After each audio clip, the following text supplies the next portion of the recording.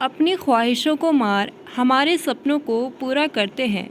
वो माँ बाप ही होते हैं जो किसी भी गम में आह नहीं भरते हैं। श्याम जी ने अपने बेटे विशाल को फ़ोन करके कहा कि बेटा गाड़ी दिल्ली स्टेशन पर पहुंचने वाली है।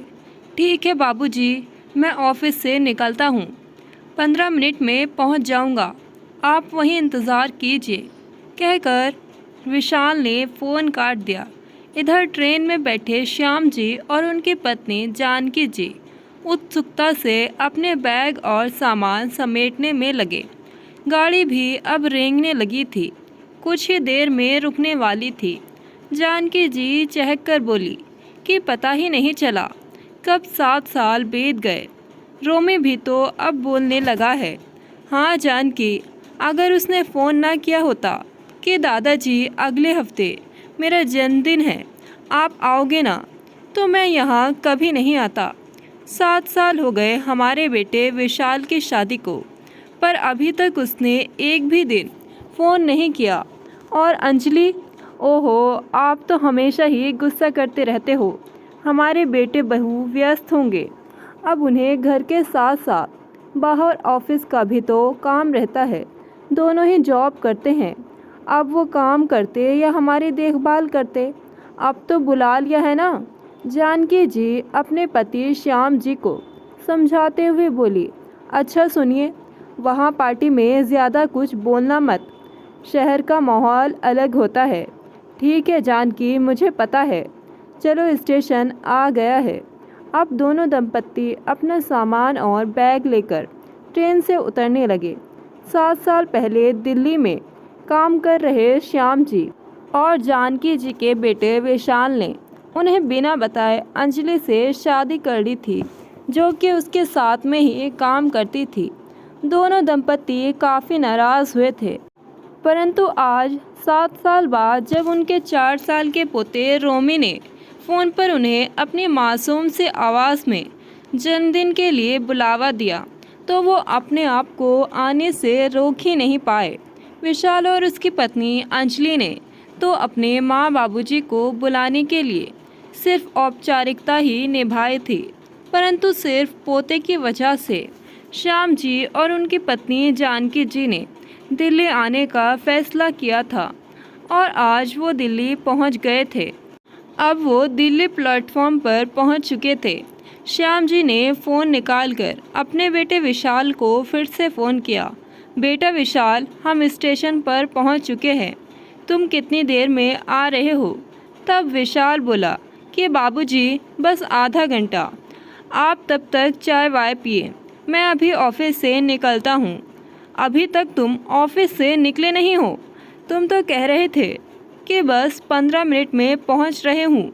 श्याम जी झुंझलाते हुए बोले, अरे पापा, एक ज़रूरी फ़ाइल साइन करनी थी, बस निकलता ही हूँ, कहकर विशाल ने फ़ोन कट कर दिया। अब श्याम जी बैग उठाकर बड़बड़ाते हुए वेटिंग रूम की ओर चलने लगे। अभी तक सर ऑफिस से नहीं निकले, कह रहे थे कि 15 मिनट में पहुंच रहा हूं, और अब आधा घंटा बता दिया, आएंगे 1 डेढ़ घंटे में। ऑफिस भला यहाँ रखा है क्या? हद होती है हर बात की। ओहो, आप क्यों बड़बड़ाए जा रहे हो? काम कर रहा होगा हमारा बेटा, खाली बैठा नहीं होगा, आ जाएगा, थोड़ा सब्र कर लीजिए।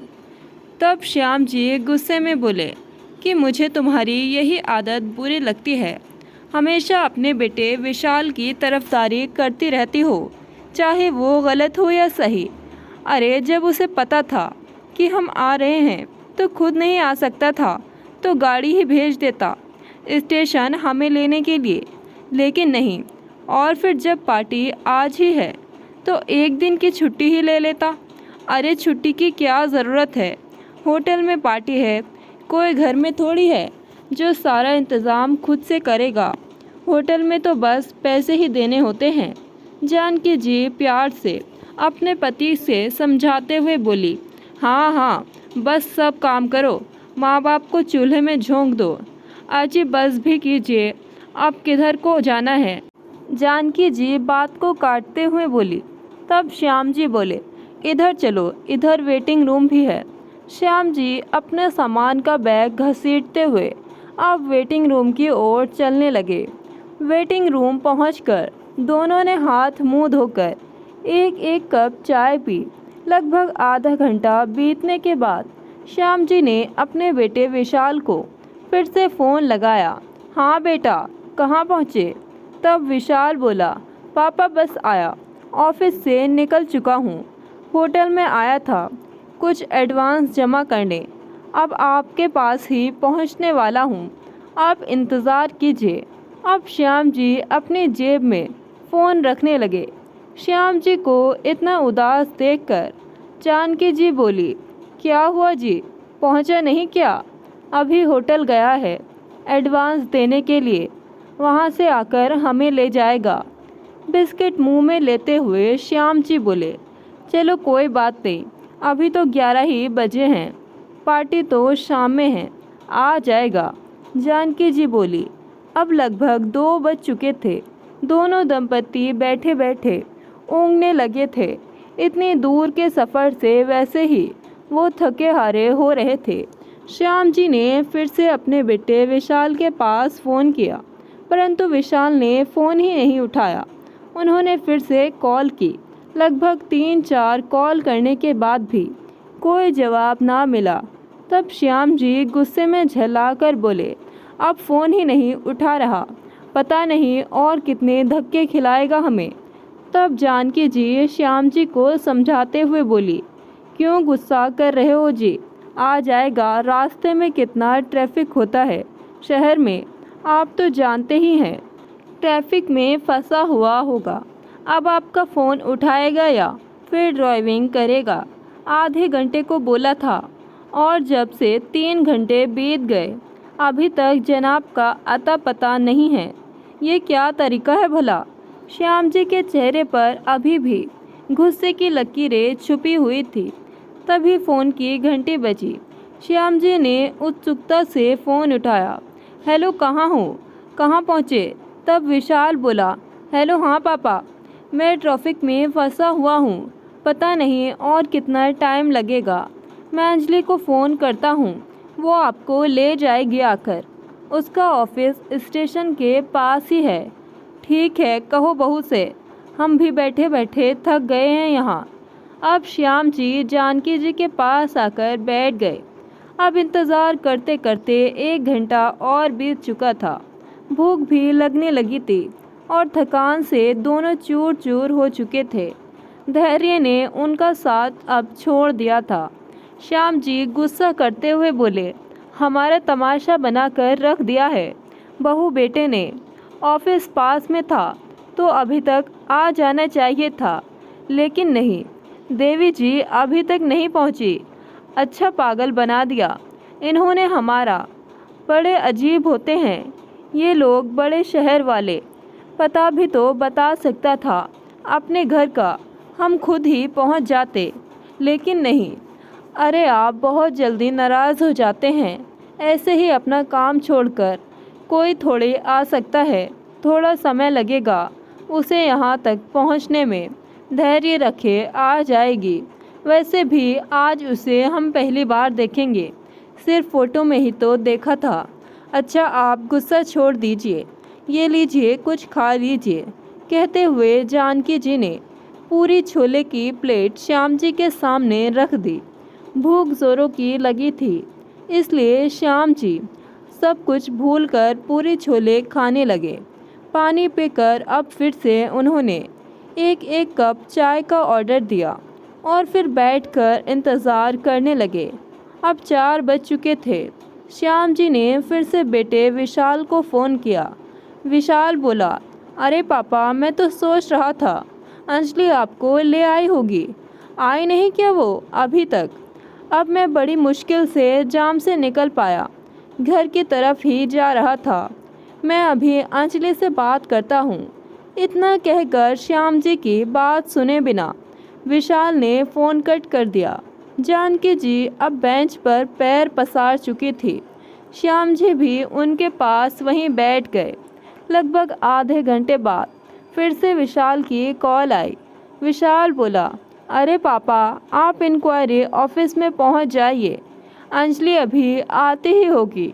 श्याम जी झटपट जाकर उत्सुकता से जानकी जी को उठाया और दोनों इंक्वायरी ऑफिस के पास पहुंच गए और बहू का वेट करने लगे। 15-20 मिनट तक ऐसे ही खड़े रहे। जब उनके पैर थक गए तो वो ज़मीन पर ऐसे ही बैठ गए और घड़ी देखते हुए बोले कि बताओ 4:30 बज गए, लेकिन अभी तक इन लोगों को हमारी फिक्र ना हुई। तुम्हें क्या हुआ, ठीक तो हो ना? जानकी श्याम जी ने जानकी जी की ओर देखते हुए कहा, पता नहीं जी, अचानक से सर में दर्द हो रहा है, सर फटा जा रहा है। जानकी जी ने सर दर्द के कारण मुंह बनाते हुए कहा, अच्छा चलो वेटिंग रूम में चलो, वहीं पर लेट जाना। जब अंजलि बहू आएगी तो उसे वहीं बुला लेंगे, कहकर श्याम जी जानकी जी को उठाने लगे। अरे बहू का नंबर तो हमारे पास है ही नहीं, विशाल से भी नहीं लिया। अब दोनों वापस वेटिंग रूम में आ गए, परंतु अब जगह गिर चुकी थी। बेंच पर सिर्फ बैठने की जगह थी, इसलिए उन्होंने जानकी जी को वहीं बैठा दिया और खुद विशाल को फ़ोन करने लगे, परंतु विशाल का फ़ोन अब नॉट रीचेबल आ रहा था। उन्होंने कई बार फ़ोन किया, परंतु कोई उत्तर नहीं मिल पा रहा था। थककर वो भी ज़मीन पर एक कोने में जा बैठ गए। जानकी जी के चेहरे को देखकर पता चल रहा था कि वो अब और बर्दाश्त नहीं कर पाएंगी। उनकी तकलीफ़ और ज़्यादा बढ़ रही थी। 5 बज चुके थे। अब श्याम जी भी परेशान होने लगे थे। उन्होंने फिर से विशाल को एक बार फ़ोन किया। तब वो बोला, हेलो बेटा, तुम्हारी माँ की तबीयत बिगड़ रही है, जल्दी से यहाँ चले आओ। वो रौंदे गले से विशाल से बोले, हेलो, आप कौन बोल रहे हैं? एक महिला की आवाज़ में किसी ने सवाल किया। बेटी, मैं विशाल का पिता हूँ, तुम उसकी पत्नी अंजलि हो ना? हाँ, आई एम अंजलि। पर ये विशाल कौन है? मैं नहीं जानती, सॉरी, रॉन्ग नंबर, कहकर फ़ोन कट गया। श्याम जी अब दुखी व हैरान थे। अभी थोड़ी देर पहले जिस नंबर से विशाल बात कर रहा था, वो अचानक रॉन्ग नंबर कैसे हो गया? उनके चेहरे पर उदासी और पीड़ा के भाव अलग चमक रहे थे। जानकी जी भी काफ़ी परेशान हो रही थी। अब वो दर्द से कराहने लगी थी। हिम्मत करके श्याम जी स्टेशन से बाहर निकले कि कोई मेडिकल मिल जाए। इधर उधर देखा, परंतु कोई मेडिकल स्टोर नज़र नहीं आया। किसी से पूछने पर पास में ही एक मेडिकल का पता चला। श्याम जी वहीं पहुंच गए, परंतु मेडिकल स्टोर वाले ने दवाई देने से मना कर दिया कि पहले डॉक्टर से सलाह ले लो, मैं ऐसे भी कोई दवाई नहीं दूंगा। इधर उधर दौड़कर वो वापस स्टेशन की ओर बढ़ते हुए जेब से फ़ोन निकालकर विशाल को दोबारा से फ़ोन करने लगे। हेलो विशाल बेटा, तुम्हारी माँ की हालत बहुत ज़्यादा ख़राब हो रही है, कृपया करके यहाँ पहुँच जाओ। श्याम जी रुआसी आवाज़ में बेटे के आगे लगभग गिड़गिड़ाते हुए बोले। फ़ोन उठाने पर फिर से वही बात, सॉरी, रॉन्ग नंबर सुनकर श्याम जी और ज़्यादा परेशान हुए। अब वो लड़खड़ाते हुए बेसुध से रुआसा चेहरा लिए हुए उदास मन से वेटिंग रूम की ओर वापस चले आए। जानकी जी भी दर्द से कराह रही थी। श्याम जी को देखकर फिर से वही सवाल किया, कितनी देर में पहुंच रहा है मेरा बेटा विशाल? परंतु श्याम जी ने कुछ जवाब न दिया, उल्टा सवाल किया, बहुत दर्द हो रहा है? सिर हिलाने के बाद जानकी जी ने फिर से पूछा कि कब तक आ रहा है विशाल? चलो बाहर, तुम्हें किसी अच्छे डॉक्टर को दिखा दूं। पता नहीं क्या हो गया है तुम्हें अचानक, श्याम जी बात काटते हुए बोले। श्याम जी जानकी जी को उठाने लगे। अरे विशाल कब आएगा? आप कहाँ परेशान होते फिरोगे इस शहर में? उसे आने दो, वही दिखा देगा मुझे डॉक्टर को। श्याम जी अब बिना नज़रें मिलाए बोले, पता नहीं कब पहुँचेगा। तब तक तुम ऐसे ही दर्द में तड़पती रहोगी क्या? चलो मैं तुम्हें दवाई दिलवा देता हूँ। जानकी जी अब चलने के लिए खड़ी हुई, परंतु फिर से लड़खड़ा कर नीचे गिर गई। बोली कि चला ही नहीं जा रहा, पैरों में जान ही नहीं बची लग रहा है। अरे जानकी, हिम्मत तो करो, चलो मैं तुम्हें सहारा देता हूँ। नहीं जी, रहने दो बस, कहकर जानकी जी बेंच की ओर लुढ़कने लगी और लुढ़क कर बेंच के पास आंखें बंद करके जा बैठी। अब श्याम जी का दिल घबराने लगा था।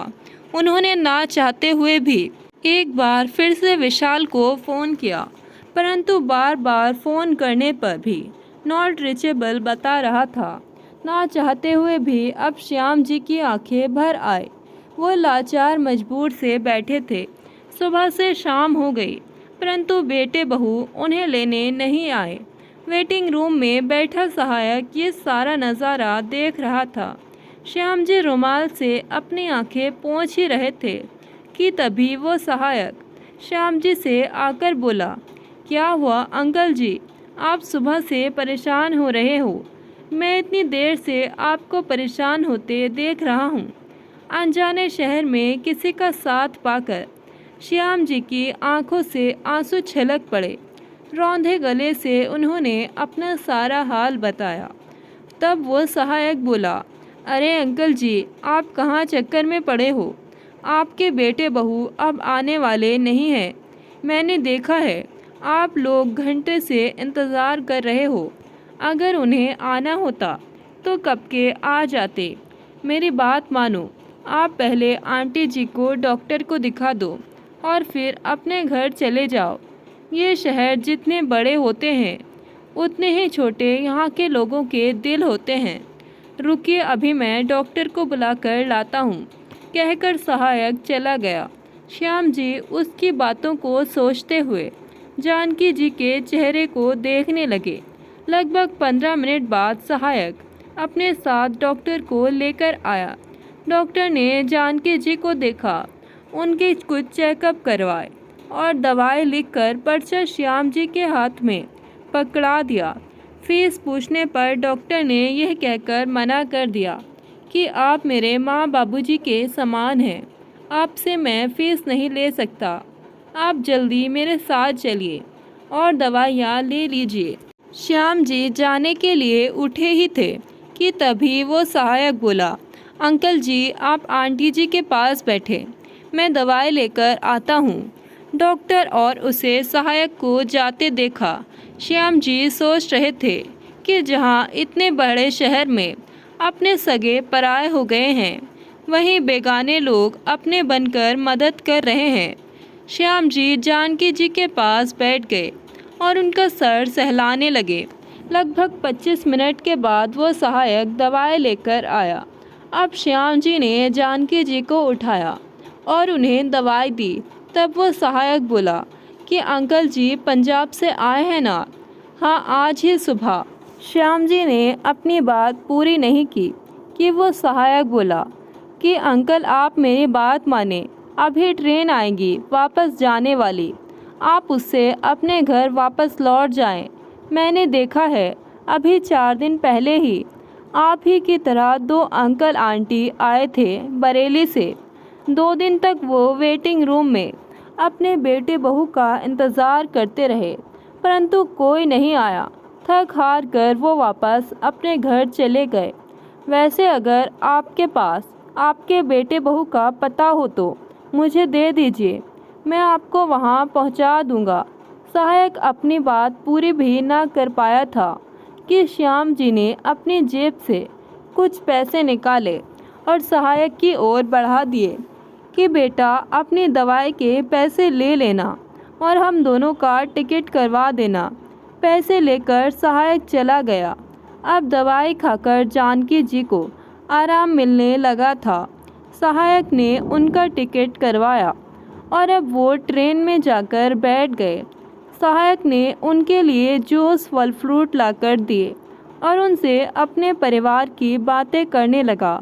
थोड़ी देर बाद ट्रेन का सिग्नल हो गया था। सहायक अब दोनों दंपत्ति से विदा लेकर उनका आशीर्वाद लेकर उन्हें शुभकामनाएं देकर वापस ट्रेन से उतर गया। दोनों दंपत्ति ने सहायक को ढेरों आशीर्वाद दिए। ट्रेन अब धीरे धीरे स्टेशन की ओर बढ़ने लगी थी कि तभी फ़ोन की घंटी बजी। हेलो बाबूजी, कहाँ हो आप? सॉरी, रॉन्ग नंबर, कहकर श्याम जी ने फ़ोन काट दिया और खिड़की के बाहर देखने लगे। रुलाकर अपने माँ बाप को खुश तुम भी नहीं रह पाओगे, करोगे जैसा व्यवहार उनसे कल अपनी औलाद से वही पाओगे। दोस्तों, श्याम जी ने जो दिल्ली छोड़ चले जाने का फैसला किया था वो सही था कि गलत, कमेंट करके अपनी राय ज़रूर बताएं। और कहानियाँ अच्छी लगे तो वीडियो को लाइक शेयर ज़रूर करें और ऐसी ही कहानियाँ सुनने के लिए हमारे चैनल को सब्सक्राइब करें। मिलते हैं एक नई कहानी के साथ। धन्यवाद।